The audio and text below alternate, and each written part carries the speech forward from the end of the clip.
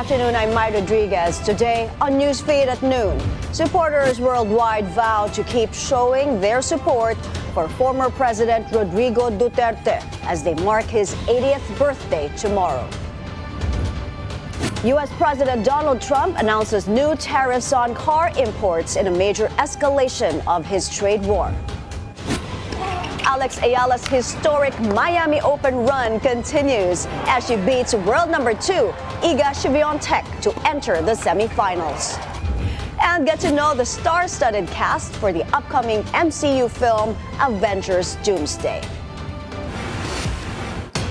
Thanks for joining us. We begin with huge news in sports as our very own tennis sensation Eala pulls off the biggest win of her young career yet. The 19-year-old wild card shocked world number 2 and 5-time Grand Slam queen Iga Swiatek in the quarterfinals of the Miami Open. The 6-2, 7-5 victory assures Eala of a spot in the semifinals. She is the first Filipino to beat a top 2. Swiatek is also the third Grand Slam winner that Eala knocked out after Madison Keys and Yelena Ostapenko. In a press conference, Eala said she hopes to be an inspiration to Filipinos. The only thing I can do to give back to my country is to help inspire, change and positive change. To inspire people to pick up a racket, to watch more tennis, watch more women's tennis. And I think that tennis in the Philippines has so much potential because even though it's not as widespread as other sports, I feel that we have a lot of hidden talent, and if we can have the support to back it up and the exposure to back it up, then I think that Philippine tennis can be a big thing. Ranking 140 at the start of the tournament, Eala is now at 75. She will next face American 4th seed Jessica Pegula. On to some headlines here at home. All hands on deck to ensure security for tomorrow's planned birthday celebrations for arrested former President Rodrigo Duterte. In his bailiwick of Davao, supporters will hold a program, a prayer rally, and a motorcade to show their solidarity with the former president.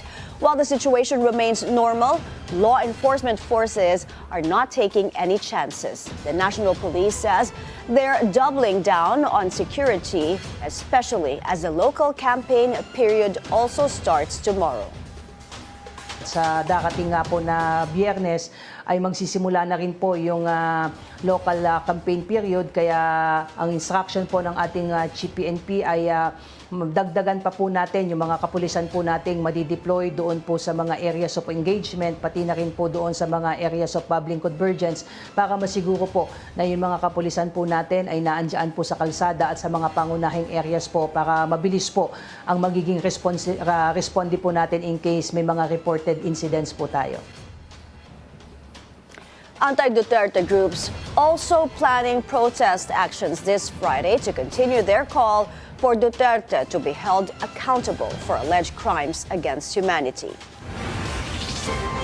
Preparations for celebrations abroad are also in full swing. Supporters are expected to gather in various countries, including the U.S., Canada, and the Netherlands, where Duterte is currently being held. Our At the Forefront anchor attorney Karen Jimeno is in The Hague, and she spoke to some Filipinos who are joining the events. Ano pong plano nyo sa birthday ni former President Duterte? Pipiknik kami doon sa labas ng detention center. Magdala po ng food to share. May maglilechon nga daw eh. Opo, may magdadala po ng lechon. Totoo yun. Pero sino pong nag-organize? Lahat actually. Suggestion po, tapos kapag ano na pagkasunduan, then yun ang gagawin lahat ng mga of course, sumusuporta kay Tatay Diggs. Ano pong birthday message nyo for Tatay Digong? Tay, relax ka lang dyan. Mahal ka namin. Huwag kang mag-alala. Nandito kami lagi sa likod nyo. Kahit ano pang mangyari, hindi ka namin pababayaan. Salamat sa kabutihan mo rin na binigay mo sa amin at saka sa aming mga anak.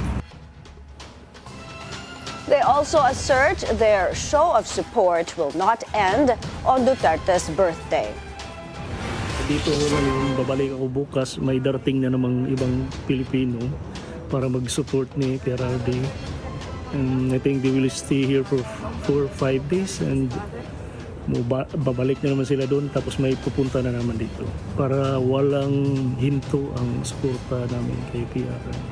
So meron kayo mga grupo na nag-uusap-usap na talagang mag-alternate kayo, mag-relievo para laging may pupunta. Palaging may mag-ano. Meanwhile, former President Duterte's partner Hanilet Avancenia and their daughter Kitty are now in The Hague. They went to his detention facility but were not yet allowed to visit their patriarch. His other daughter, Vice President Sara Duterte, is also in The Hague, while Davao City Representative Paulo Duterte has received clearance from the House of Representatives to travel to the Netherlands. Just a day after dropping out of her brother's senatorial slate, Senator Amy Marcos holds a press conference to reveal her initial findings on the arrest of former President Duterte. Hannah T. joins us on the line for the details. Hannah, what's the latest?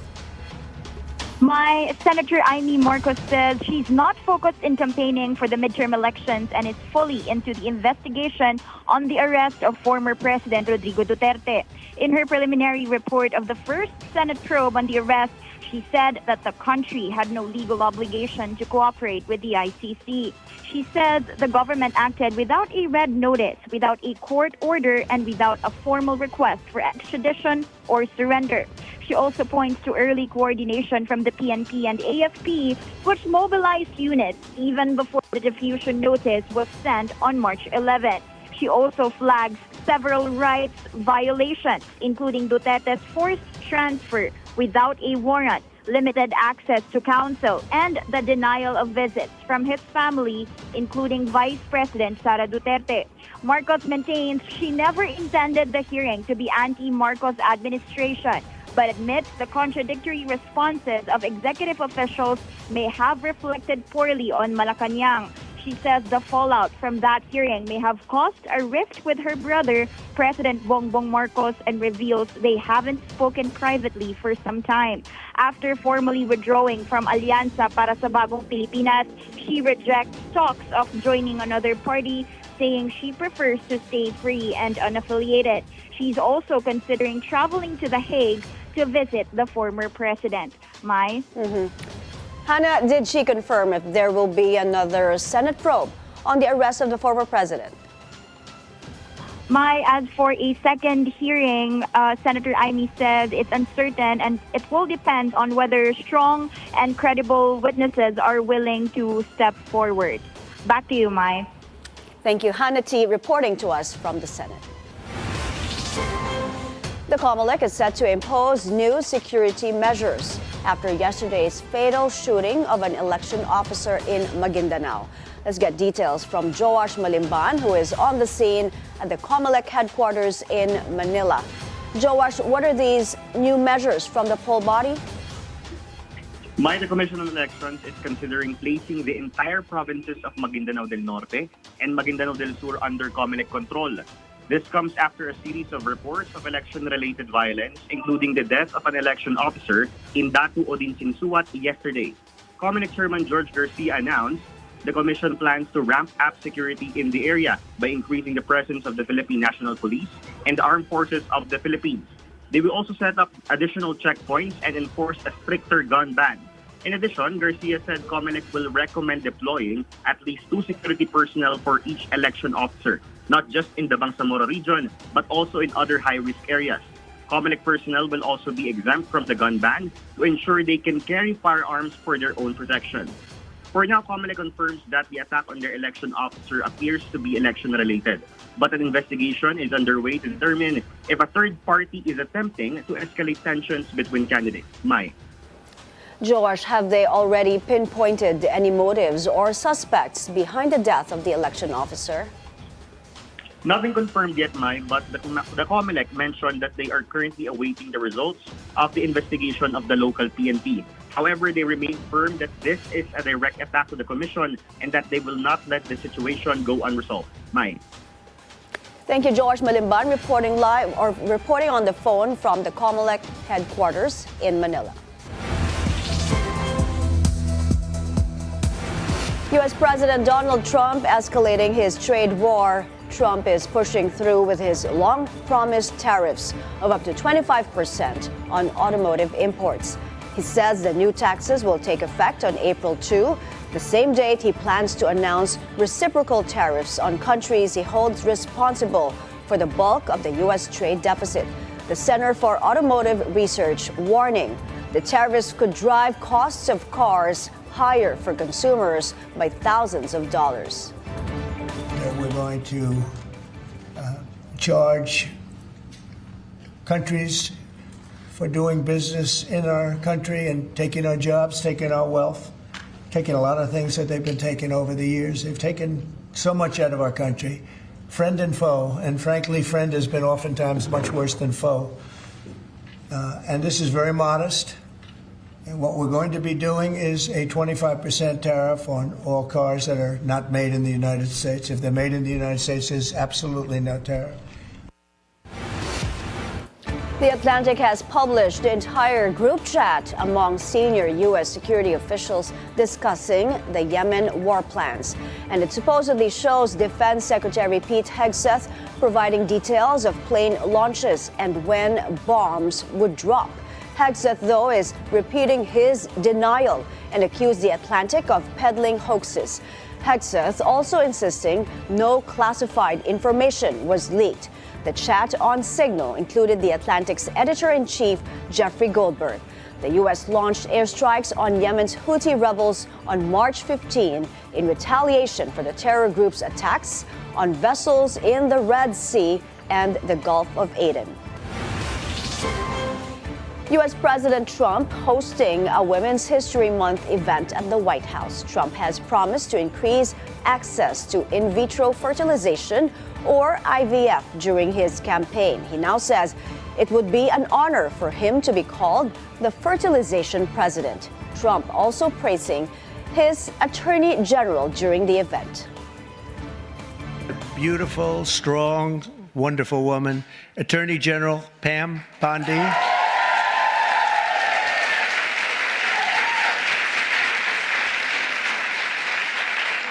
But yesterday, you know, she was talking about these guys that like burning down cars and plants and everything else. And I was watching her on television. She said, I'm going to get you, we're going to find you, and you're going to suffer. And I say, man, I don't want her after me. And, you know, it's amazing. The attacks have gone down very, very precipitously. It's really, Pam is fantastic. Thank you very much, Pam. Really amazing. Over to France, where two French Air Force jets collide mid-air. The incident happened while they were performing an acrobatic maneuver during training. In a video, one of the planes appeared to regain control while the other crashed to the ground in a fireball. The pilots and passengers were ejected and emerged unharmed. An investigation into the collision is underway. King Charles learns about the importance of soil during a trip to London's Somerset House. Charles visited an exhibition aimed at showcasing the power of soil and its relationship with Earth. It was co-curated by an organization that's working with gardeners and farmers to improve the health of our planet. During his visit, Charles met with farmers and toured the exhibition rooms. Up ahead, Marvel finally reveals the star-studded cast for its next big film. Get to know them after the break.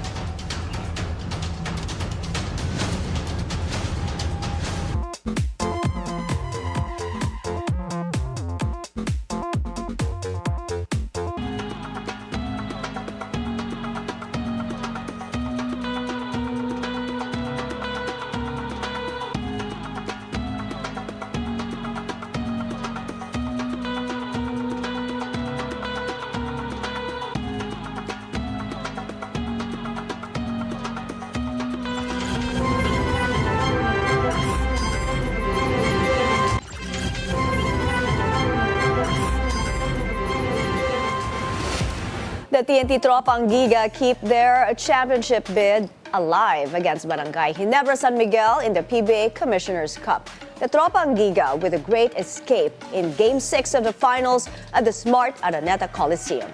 Final score 87-83. Ronde Hollis Jefferson led the Tropa Anguiga with 29 points and 13 rebounds. While best player of the game, Ray Nambatak stung the Gin Kings with 23 points. Game 7 is tomorrow, March 28, still at the Big Dome. The UP Fighting Maroons spoiled the perfect run of the NU Lady Bulldogs in UAAP Season 87. UP prevailed in 5 nerve-wracking sets to give the champs their first loss of the season. Nina Itang led the girls from Diliman with a career-high 30 points. NU, though, is still on top with 8 wins and 1 loss. But UP improves to 4-5. In the first game, the FEU Lady Tamaraos beat the struggling UE Lady Warriors. Jazz Eliarina led the Lady Tams with 17 points. Triathlete Ria Stawicki is bringing her winning ways from the race course to her multiple roles as a modern-day superwoman. She keeps herself busy these days as a full-time dentist and a mom to 2 daughters. In an interview on It's a Beautiful Day, she shares how she is able to strike a balance between her responsibilities while staying on top of her game. Honestly, it does get overwhelming, but then it's all about time and balance and doing things that you really love to do. Like, I love being a mom, I love being a dentist. I knew I was going to be a dentist since I was 4, and I love sports. So I think if you do have passion for all of this, you do get to put it in your time. So I mean, my schedule every day is a bit crazy. I have to wake up at 5, train until 7 or 8, have my coffee, go to the clinic at 10, and then I work till 5 p.m. Well, some days I get like a relaxed day, and then I attend to my kids. Okay. So I put them to bed, I make sure they have dinner. But you know, I do love it every day. I do love my daily routine, even if people think it's a bit hectic. In entertainment, Marvel Studios finally announces the cast for Avengers Doomsday. And as expected, it's a dream team. Take a look.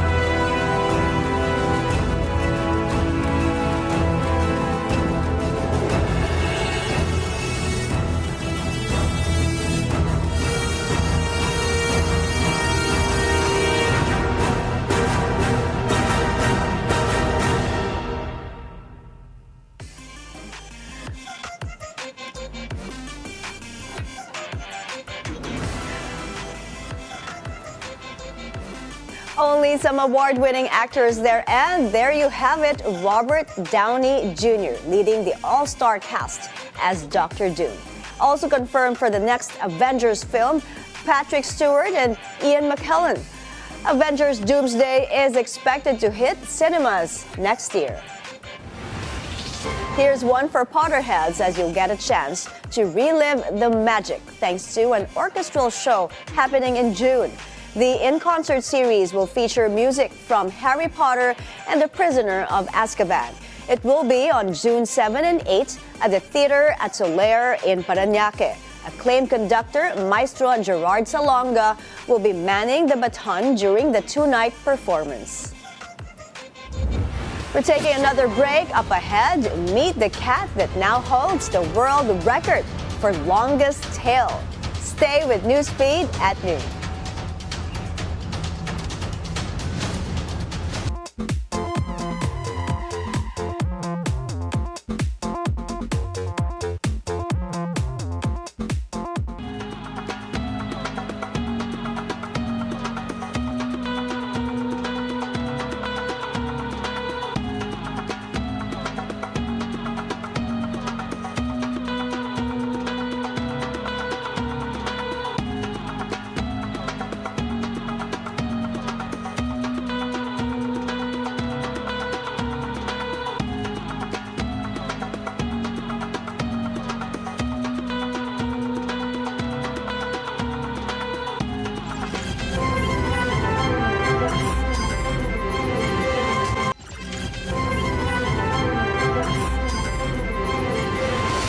Still watching Newsfeed at noon. This year's summer will be warmer than usual. Weather Bureau Pag-asa says this is mainly due to the prevailing easterlies. Those are winds that originate from the Pacific Ocean and will affect northern and central Luzon. On Billionario News channels, it's a beautiful day. Weather specialist Alzar Aurelio says this warmer than usual season could persist until mid-May. Titindi pa ang mainit na panahon, lalo na sa bandang tanghali sa hapon. Kaya galing na po natin na uminom ng maraming tubig para maibsan yung ating alinsangan na naramdaman natin ng ating katawan. At yung heat index, marinyo parati yan para bawala at pag-iingat na makaiwas po tayo sa heat stroke at heat cramps. In India, scores of tourists flock to Asia's largest tulip garden. A total of 1.7 million tulips will be on display at the Indira Gandhi Memorial Tulip Garden, which opened to the public for the first time this year. The garden is spread over an area of 30 hectares and drew around 500,000 tourists last year. I came especially to Kashmir since I had heard a lot about tulips. My name is Kamal and thought I would get to see these flowers here someday. But whenever I had seen or heard of Kashmir, I used to only see bombings and all that. But today I came here to see these gardens. And before we go, a cat in Minnesota is officially a Guinness World Record holder. Meet Mr. Pugsley Adams, who's named after a character in the famous Addams Family. Pugsley is now the living domestic feline with the longest tail. His tail measures 18.5 inches, beating the previous record by nearly 2 inches. His owner describes him as a curious adventure seeker who has a reputation for troublemaking. Pugsley is also said to be aware of the length of his tail because it's always getting in the way. And those are the news this hour. I'm Mai Rodriguez. Keep it here on the Billionario News Channel. Good afternoon.